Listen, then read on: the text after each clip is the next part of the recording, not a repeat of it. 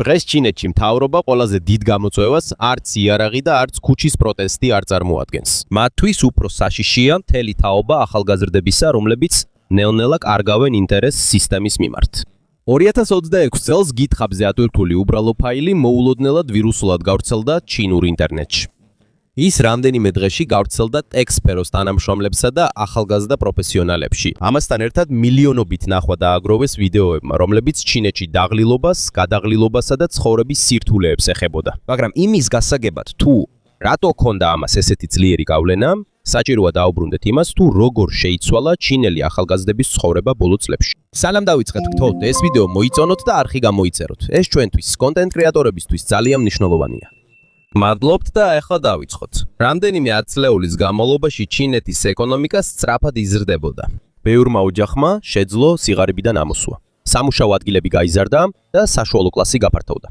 ამიტომ გაჩნდა რწმენა, რომ თუ იშრომებ და მოთმინებას გამოიჩენ, აუცილებლად გაგიუმჯობესდება ცხოვრება. მაგრამ დღეს ბევრი ახალგაზრდა გრძნობს, რომ ძველი ფორმულა აღარ მუშაობს. ერთ-ერთი ყველაზე დიდი პრობლემა დასაქმებაა. ოფიციალური ჩინური მონაცემების მიხედვით, რომელიც გაავრცელეს Reuters-მა და BBC-მ, 2023 წელს ახალგაზრდებში უნუშევრობის დონემ 20%-ს გადააჭარბა, სანამ დროებით შეჩერდებოდა მისი გამოქვეყნება. ჩინეთმა შეწყვიტა ასეთი მონაცემების გამოქვეყნება. როდესაც მონაცემები კვლავ გამოაქვეყნეს, უკვე ახალი გამოთვლის მეთოდი გამოიყენეს. ბევრი ჩინელი ინტერნეტ მომხმარებლისთვის ახალი სტატისტიკა რეალობას აღარ ასახავს. მიუხედავად დიპლომისა, ბევრი კურსდამთავრებული მაინც ვერ პოულობს სტაბილურ სამსახურს. ამასთან ერთად ჩინეთის უზრავი ქონების სექტორის დიდი ნაწილი დაეცა. ბევრ დეველოპერს, მათ შორის Evergrande და Country Gardens, ვალებთან დაკავშირებული პრობლემები შეექმნათ. ამის გამო დაზარალდა საცხოვრებელი ბაზარი და საშუალო კლასის ნდობა.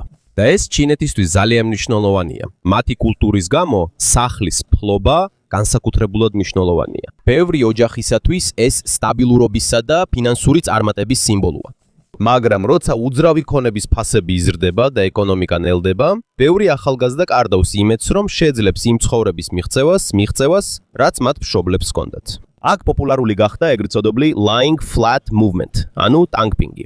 მისი გზავნილი მარტივია. ზოგიერთი ახალგაზრდა აღარ სურს ზედმეტად კონკურენტულ სისტემაში ჩართვა. ისინი აღარ სურთ მხოლოდ იმისთვის იმუშაონ ზედმეტად, რომ უბრალოდ იცხოვრონ. აღარ სურთ, რომ ზეგანაკვეთური მუშაობის კულტურამ გამოფიტოს. და ზოგიერთისთვის აღარ სურთ დაქორწინება ან შვილების სხოლა, რადგან ხარჯები ძალიან მაღალია. ამაზე დიდ გავლენას ახდენს ჩინეთში ცნობილი 9-9-6 სამუშაო კულტურა, განსაკუთრებით ტექნოლოგიურ ინდუსტრიაში. ეს ნიშნავს მუშაობას დილის 9 საათიდან საღამოს 9 საათამდე, კვირაში 6 დღე. მიუხედავად იმისა, რომ ჩინეთის სასამართლოებმა ეს ბოლო წლებში უკვე კითხვის ნიშნის ქვეშ დაახენეს, ბევრი თანამშრომელი მაინც ამბობს, რომ უკიდურესი ზედმეტი სამუშაო ჯერ კიდევ ნორმად ითვლება. ჩინეთის მთავრობისთვის ეს სერიოზული პრობლემაა არა მხოლოდ სოციალურ დონეზე, არამედ ეკონომიკურადაც. როდესაც ნაკლები ახალგაზრდა ყიდულობს სახლს, ქორწინდება ან ხარჯავს ფულს, ეკონომიკური აქტივობა კიდევ უფრო ნელდება. და როდესაც უფრო მეტ ადამიანს ეკარგება მომავლის რწმენა, მომხმარებელთან ნდობის აღდგენა კიდევ უფრო რთული ხდება. ამიტომ მიუხედავად იმისა, რომ პეკინი აკონტროლებს ქვეყნის მედიასა და ინტერნეტს, მილიონობით ახალგაზრდის იმედგაცრუების შეჩერება რთულია, რადგან ისინი ერთნაირ ზეწოლასა და გაურკვევლობას განიცდიან. და ეს არის ის, რასაც მთავრობა ეხლა ყველაზე მეტად ეშინია. ეს არ არის დიდი პროტესტი, არამედ მთელი თაობა, რომელიც ნელ-ნელა კარგავს რწმენას ჩინური ოცნების ძველი დაპირებისად. და ჩინეთის პრობლემა ამით ამთავრდება. ყოველ წელს მილიონობით ახალი კურსდამთავრებული შედის სამუშაო ბაზარს. და ჩინეთის მთავრობის ოფიციალური შეფასებებით, მომდევნო წლებში კურსდამთავრებულთა რაოდენობა კიდევ უფრო გაიზრდება. ეს ნიშნავს, რომ კიდევ უფრო მეტი ახალგაზრდა იბრძოლებს რამდენიმე სამუშაო ადგილისთვის, მაშინ როცა ეკონომიკა შენელებულია. დიახ, მათი უმეტესობა მაინც პოულობს სამსახურს. მაგრამ ბევრი ჩინელი ახალგაზრდისთვის პრობლემა მხოლოდ დასაქმება არ არის. პრობლემა იმაშია, თუ რა ტიპის სამუშაოა ხელმისაწვდომი. ჩინეთის მედიასა და საერთაშორისო წყაროებზე დაყრდნობით, ჩინეთში ბევრი მიტანის კურიერი და აპლიკაციაზე მომუშავე მძღოლი კოლეჯის კურსდამთავრებულია. ზოგიერთ მათგანს კი მაგისტრის ხარისხიც აქვს, მაგრამ საკვების მიწოდებასა და გიგ სამუშაოებზე მუშაობენ, რადგან უფრო სტაბილური კარიერის პოვნა უჭირთ. და სწორედ აქ დაიწყო სისტემის ძველი დაპირების რღვევა. წლების განმავლობაში ჩინელ სტუდენტებს ასწავლიდნენ, რომ თუ გაოკაოს ჩინეთის ურთულეს უნივერსიტეტის მისაღებ გამოცდაზე, მაღალ ქულას აიღებ, კარგ სამსახურს და სტაბილურ ცხოვრებას მიიღებ ქალაქში. მაგრამ ეხლა ბევრს გძნობს, რომ მიუხედავად იმისა, რომ საზოგადოების ყველა მოლოდინი შეასრულეს, ეს მაინც საკმარისი არ არის. ეს კიდევ უფრო მძიმდება ჩინეთის ერთი შვილის პოლიტიკის გავლენის გამო. რამდენიმე ათწლეულის განმავლობაში ჩინეთში უმეტეს ოჯახებს მხოლოდ ერთი შვილი ყავდათ. ამიტომ ბევრი მშობლისა და ბებია ბაბუისთვის მათი ყველა დანაზოგი და მოლოდინი ერთ ადამიანზეა კონცენტრირებული. ერთ შვილზე, ერთ მომავალზე, ოჯახის ერთ იმედზე. ამიტომ, როდესაც იმ ახალგაზრდას უჭირს სამსახურის პოვნა, ეს მხოლოდ ინდივიდუალური პრობლემა არ არის. მთელი ოჯახი ზარალდება როგორც ემოციურად, ისე ფინანსურად. ამასთან ერთად სი ძინპინის ხელმძღვანელობით ჩინეთის ეკონომიკის მიმართულებაც შეიცვალა. 2021 წელს პეკინმა კერძო-გაკვეთილების ინდუსტრიის წინააღმდეგ მასშტაბური კამპანია დაიწყო.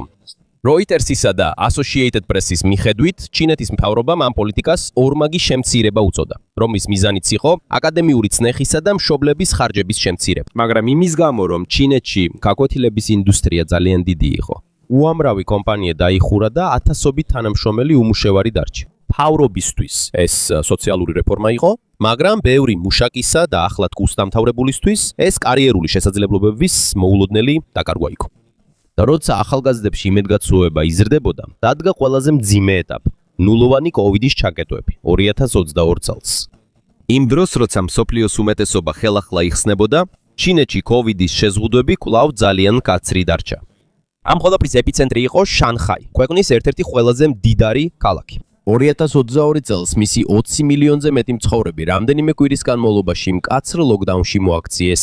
არსებობს ვიდეოები, სადაც მცხოვრებლები ყვირიან თავიანთი ბინების ფანჯრებიდან. იყო ცნობები საკვების და სამედიცინო დახმარების ნაკლებობაზე, ხოლო სოციალურ მედიაში გავრცელდა ჩვეულებრივი ჩინელი მოქალაქეების უკმაყოფილება. შემდეგ ერთმა ტრაგედიამ კიდევ უფრო გაამძაფრა საზოგადოების რისხვა.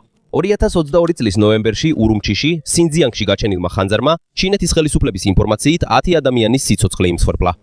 ამის შემდეგ ინტერნეტში სწრაფად გავრცელდა ბრალდებები, რომ ლოკდაუნის ზომებმა სამაშველო რეაგირებასა და ევაკუაციაზე გავლენა მოახდინა.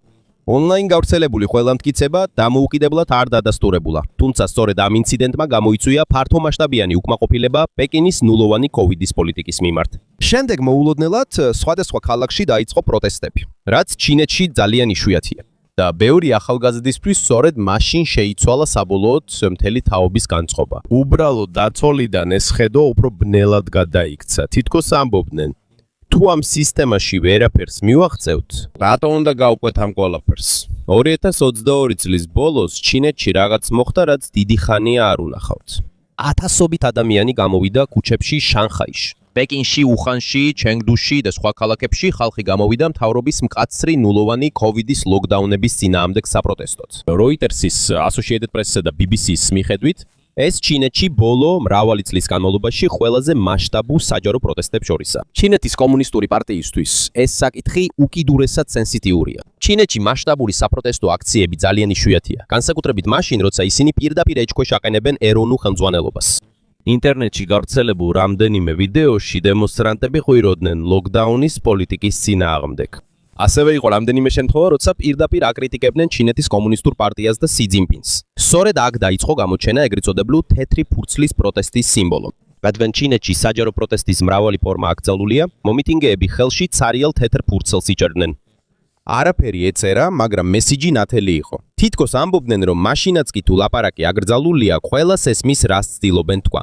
იმ დროს ასევე იყო ცნობები დაპატიმრებებისა და პროტესტების შესახებ, ეს იყო რეპრესიები პროტესტის მონაწილეების წინააღმდეგ, მაგრამ მიუხედავად ამისა, მოძრაობა სწრაფად გავრცელდა სოციალურ მედიაში, სანამ ჩინეთის ცენზორები არ გაამკაცრებდნენ კონტროლს. და თითქმის 3 წლის კაცრი შეზღუდვების შემდეგ მთავრობის კურსი მოულოდნელად შეიცვალა. 2022 წლის დეკემბერში პეკინმა სწრაფად მოხსნა ნულოვანი კოვიდის შეზღუდვების უმეტესობა. ბევრი დამკვირვებლისთვის ეს იყო ნათელი სიგნალი, რომ ჩინეთის ხელმძღვანელობამ იგრძნო საზოგადოებაში არსებული უკმაყოფილების უზარმაზარი მასშტაბი. მაგრამ მიუხედავად იმისა, რომ ლოკდაუნები დასრულდა, ბევრი ახალგაზრდის დაღლილობა არ გამქრალა. პირიქით, ეს კიდევ უფრო თვალსაჩინო გახდა ონლაინ სივრცეში. 2023 წელს ჩინურ სოციალურ მედიაში პოპულარული გახდა ტერმინი full-time children. ეს არ არის ოფიციალური კატეგორია, არამედ ინტერნეტ სლენგია იმ ახალგაზრდა ადამიანებისთვის, რომლებიც ეკონომიკური სირთულეებისა და სამუშაოს უკონლობის გამო მშობლების სახლში დაბრუნდნენ. ზოგიერთი მათგანი ჩინეთის სამყარო უნივერსიტეტების კურსდამთავრებულია. კორპორატიულ სამყაროში მუშაობის ნაცვლად მათ არჩიეს ჯერ სახლში დარჩენა, ოჯახის დახმარება ან ცხოვრების სხვა მიმართულების ძიება. ზოგიერთი მათგანი ყოველდღიურ ცხოვრებას ონლაინ კონტენტად აქცევს. მარტივი რუტინები, ბებია ბაბუაზე ზრუნვა ან სახლში დახმარება სტაბილური კარიერის გარეშე. ყველა ონლაინ ისტორია სულად ვერიფიცირებული არ არის, მაგრამ აშკარაა, რომ ეს ჩინურ ინტერნეტში დიდი სოციალური ფენომენი გახდა.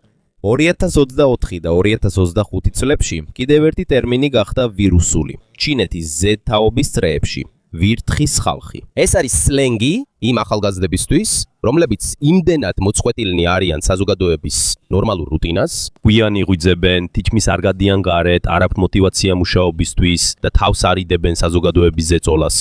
ჩინურ სოციალურ მედიაში ამ თემაზე პოსტები ტრენდული გახდა, სანამ ცენზორები ზოგიერთი ჰეშტეგის წაშლას ან მათზე შეზღუდვების გამკაცრებას დაიწყებდნენ.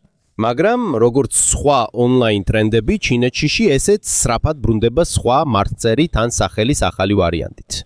ბევრი ანალიტიკოსისთვის ეს უბრალოდ ინტერნეტი იუმორი არ არის, ეს უფრო ღრმა შფოთვის ანარეკლია ქვეყნის ეკონომიკასა და მომავალს.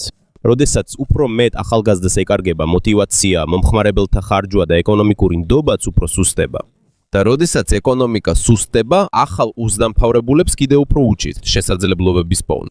ეს ციკლია, რომელიც ისევ და ისევ მეორდება. 2024 წლის ბოლოს საუბრები კიდევ უფრო გამწვავდა მას შემდეგ, რაც ჩინელი ეკონომისტის გაო შანვენის კომენტარები ინვესტორთა კონფერენციაზე ვირუსულად გავრცელდა.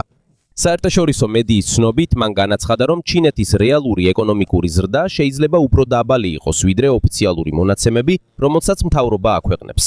ნიშნულოვანია აღინიშნოს, რომ ჩინეთში რეალური უმუშევრობის მაჩვენებლებთან დაკავშირებული ყველა მტკიცება დამოუკიდებლად დადასტურებული არ არის. თუმცა საკამათო ის გახდა, რომ ჩინელი ეკონომისტისთვის ძალიან იშვიათია ასე პირდაპირ საუბარი ქვეყნის ეკონომიკურ პრობლემებზე. და ბევრი ჩინელი ახალგაზრდისთვის კიდევ უფრო გაძლიერდა განცდა, რომ მთავრობის ოფიციალურ ოპტიმიზმსა და მათ ყოველდღიურ რეალობას შორის დიდი აცდენა. ცნობილმა ჩინელმა ეკონომისტმა გაო შანვენმა პანდემიის შემდეგ ჩინეთში ახალგაზრდების მდგომარეობაზე მკაცრი განცხადება გააკეთა. მისი თქმით, სულ უფრო ღრმავდება უფსკრული იმ უფროსებს შორის, რომელთაც უფრო სტაბილური ცხოვრება აქვთ და იმ ახალგაზრდებს შორის, რომლებიც უფრო მეტად უჭირთ სამუშაოს, შესაძლებლობებისა და ცხოვრების მიმართულების პოვნა. და მისი ერთ-ერთი ფრაზა, რომელიც ინტერნეტში სწრაფად გავრცელდა, იყო ახალგაზრდების აღწერა, თითქოს სინათლე ჩააქრეს და უბრალოდ ნუდელს ჭამენ. ჩინური გამოთქმა, რომელიც იმ ადამიანებს ეხება, ვინც ცხოვრების წნეხს სტანებდა. საერთაშორისო მედიის ცნობით, მისი გამოსვლა ინტერნეტიდან სწრაფად წაშალეს მას შემდეგ, რაც ვირუსულად გავრცელდა. ასევე წაიშალა მასთან დაკავშირებული რამდენიმე პოსტი და ანგარიში. დამკვირვებლების აზრით, ეს აჩვენებს, რამდენად სენსიტიურია საჯარო დისკუსიის ზღვარი ჩინეთის ეკონომიკაზე. ამასთან ერთად ტექნოლოგიურ ინდუსტრიაში ღრმავდება საუბარი ხელოვნურ ინტელექტსა და სამუშაოზე. 2026 წელს ვირუსულად გავრცელდა GitHub-ის ინსტრუმენტი, რომელიც, როგორც ამბობენ, პეკინში ერთ-ერთმა ხელოვნური ინტელექტის პროდუქტის მენეჯერმა შექმნა. MIT Technology Review-ის მიხედვით, ეს პასუხი იყო კომპანიებში ხელოვნური ინტელექტის მონიტორინგის სისტემების მზარდ გამოყენებაზე. ეს არის მთავარი პრობლემა. ბევრი მუშაკი შიშობს, რომ მათი სამუშაოს მონაცემებს იყენებენ ისეთი ხელოვნური ინტელექტის შესაქმნელად, რომელიც მათ შეიძლება ჩაანაცვლოს. ამიტომ ეს ინსტრუმენტი შექმნილია იმისთვის, რომ არიოს ის მონაცემები, რომელსაც AI სისტემები აგროვებენ, რათა ისინი სანდო არ იყოს. ზოგისთვის ეს ავტომატიზაციისგან დაცვის საშუალებაა, სხვა ადამიანებისთვის ეს საბოტაჟის ერთგვარი ფორმაა, მაგრამ საერთო სურათი უფრო ნათელია. ძალას იძენს დაძაბულობა იმ ახალგაზრდებს შორის, რომლებიც სამუშაოს უსაფრთხოებას ეძებენ და AI-ის სწრაფ განვითარებას შორის, რომელიც შრომის ბაზარს ცვლის. ჩინელ ახალგაზრდებში მზარდი იმედგაცრუების პარალელურად ინტერნეტში კიდევ ერთი ტენდენცია ვრცელდება, რომელსაც run ფილოსოფია ეწოდება. ჩინურ ინტერნეტში სიტყვა run სიტყვით თამაშს წარმოადგენს და გულისხმობს ქვეყნიდან წასვლას ან გასვლას. რადგან ის ჟღერს ისე როგორც სიტყვა, რომელიც ნიშნავს სარგებელს ან უკეთესობისკენ ცვლილებას. მოკლედ რო ვთქვათ, ზოგიერთი ახალგაზრდისთვის run სიმბოლოა იმ იდეისა, რომ ჩინეთის გარეთ უფრო მეტი იმედი არსებობს, ვიდრე მის შიგნით დარჩენას. სხვადასხვა ონლაინ ფორუმებში ვრცელდება დეტალური გზამკვლევები იმის შესახებ, თუ როგორ შეიძლება ქვეყნის დატოვება. იაპონიაში სტუდენტური ვიზებიდან, კანადაში დასაქმების გზებიდან, სინგაპურში ტექნოლოგიურ პროგრამებამდე. ასევე არის დისკუსიები მოთხოვნებზე, გასაუბრებებზე და იმიგრაციის სამართლებრივ პროცესებზე.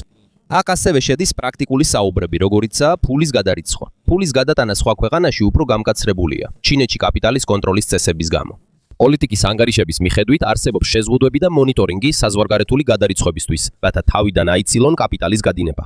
ამიტომ ჩვეულებრივი ჩინელი მოქალაქეებისთვის უფრო გართულ და თანხების გატანა ან სხვა ქვეყანაში ცხოვრების დაწყება. დამკვირვებლების თქმით, ასეთი საუბრები ასახავს ქვეყანაში არსებულ ღრმა გაურკვევლობას, არა მხოლოდ სამუშაოს, არამედ გრძელვადიანი მომავლის მიმართაც. პოლიტიკის ანგარიშებში და დისკუსიებში. კანადა, იაპონია და სინგაპური ხშირად სახელდება როგორც მიმართულებები კვალიფიციური მუშაკებისთვის. თუმცა ზოგიერთი ასევე განიხილავს სხვა ახალ შესაძლებლობებს, მაგალითად ევროპის ზოგიერთ ნაწილს. ანალიტიკოსების თქმით, ეს უბრალოდ მიგრაციის ტენდენცია არ არის, არამედ უფრო ფართო ტვინების გადინების პრობლემის მაჩვენებელია. პეკინის ოფიციალური პოზიციის მიხედვით, მსგავსი გაქცევის ფილოსოფია უარყოფით ან არაპატრიოტულ ნარატივად ითვლება. მაგრამ ბევრი ახალგაზრდისთვის ეს პოლიტიკასთან არ არის დაკავშირებული, არამედ უფრო სტაბილური ცხოვრების და შესაძლებლობების ძიებას ეხება არსებული სისტემის გარეთ. თემა